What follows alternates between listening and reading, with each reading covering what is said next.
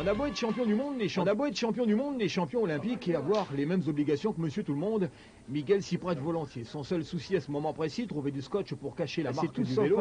C'est tout sauf un vélo de conduite. Nicolas Bouilloz est plus serein, c'est que ce symbole est plus seul. Ordre, désordre, il faut s'armer de patience, tout le monde est prêt mais à des heures différentes. Et à moins de faire appel au Fazoy ou à Jean-Marie, on ne voit pas ce qui pourrait changer. Un général, certes, mais d'une armée de bénévoles, Georges, à l'image d'Indiana, est le plus heureux des défricheurs qu'au plus profond de sa forêt, plus vierge depuis belle lurette. À quelques décennies d'ici, avec l'évolution du VTT, les Jeux Olympiques, ce sera la méga avalanche. En tout cas, ce sera la descente marathon. Et c'est vrai, parce que ça répond à l'éthique du VTT. C'est à la fois du pilotage, de l'adresse, de la glisse, mais c'est aussi de la gestion de l'effort. Et c'est un effort énorme, parce que c'est 45 minutes à 1 heure d'effort permanent. En plus, un effort où on est sollicité intellectuellement pour piloter et conduire son vélo. Serait-il en plus visionnaire? Les fauves sont lâchés, à partir de maintenant, même les meilleurs amis du monde sont plus trop amis. Chacun pour soi et méga avalanche pour tout le monde. Tous les sens ouverts au maximum et un surplus d'adrénaline pour le multirécidiviste champion du monde de descente à fond sur un rigide. Non, j'avais mon vélo qui n'était pas prêt, donc j'avais pas trop le choix, j'ai pris un rigide. On verra si je regretterai à l'arrivée, mais je commence déjà à regretter un peu, donc on verra. Mais bon, c'est un rigide qui a gagné l'année dernière, donc ça veut dire que si je me débrouille bien, il y a possibilité. Bon, maintenant, il va falloir que je sorte le grand jeu, je crois, si je veux gagner. Un peu le monde à l'envers, puisque de l'autre côté, on a largement fait appel aux suspensions. Le champion olympique est un peu surpris tout de même par l'état du terrain, mais pas démonté du tout par l'effort à fournir. Pour moi, le parcours d'Australie, c'est beaucoup plus technique, remontée, redescente, mais il y a des portions sur le haut qui sont un peu similaires, un peu pareilles. Il n'y a pas que de la descente, des fois ça remonte un petit peu, et là ça rejoint un peu le circuit des Jeux Olympiques, on va dire. Un terrain particulièrement sec cette année, la dernière pluie remonte à 6 mois, foi d'agriculteurs. Aucun souci donc de crampons spéciaux, à moins d'un déluge dans la journée de demain. Pensez donc à vous préserver de la poussière, dans le paquet c'est blackout total. Vachement sec, ouais. Par contre, qu'est-ce que ça tape là-haut? Avec la poussière et tout. Ouais, il y a de bons appuis, il y a un peu de racines. Mais bon. Il y a de quoi se faire plaisir. Comme la méga à l'Alpe d'Huez, là c'est la glace et là il y a la poussière. Ça fait une difficulté de plus, mais c'est sympa.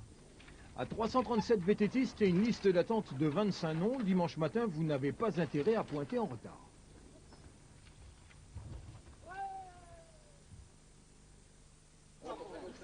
À 6e édition, cette année, mine de rien, on bat un record de participation, on annonce 400. Le capitaine est sur le pont, pendant que la matrone gère une inscription toute chaude à 6h30 le jour du départ. Un original traverse pas trop là avec ça.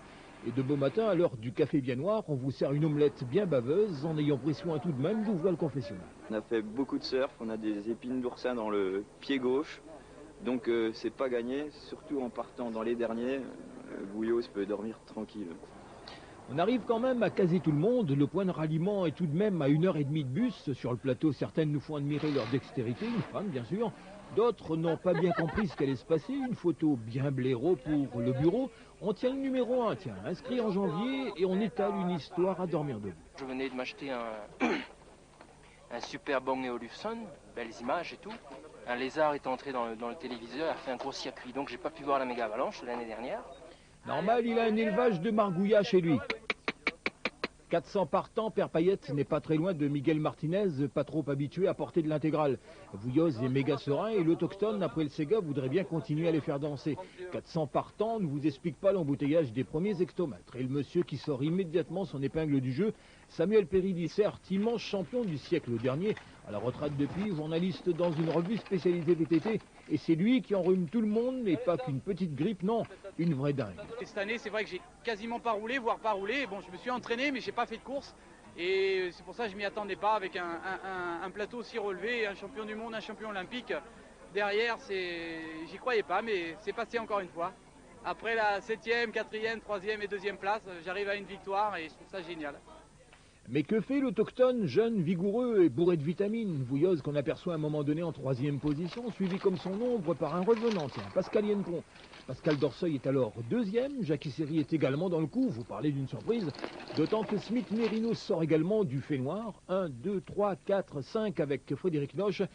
On n'est pas loin de remplacer la Marseillaise par Tifleur Fané et demander l'indépendance du Sud, on n'est plus à une connerie près. la feinte est très dure à gérer.